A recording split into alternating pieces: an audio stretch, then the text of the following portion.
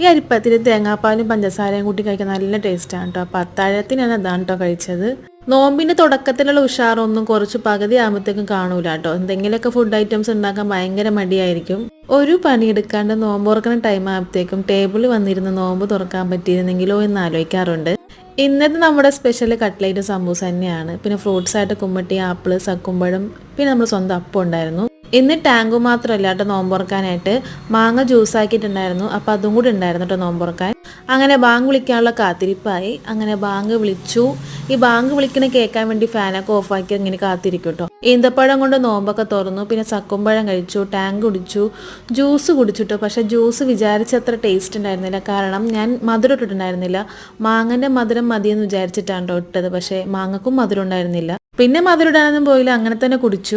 ഇന്ന് നാസ്തക്ക് അരിപ്പത്തിലും ബീഫ് കറിയും തേങ്ങാപ്പാലും ഉണ്ടായിരുന്നു. നോമ്പ് 30-നും അരിപ്പത്തിലിട്ട് ഇക്കാക്ക ഹാപ്പിയാണ് കേട്ടോ.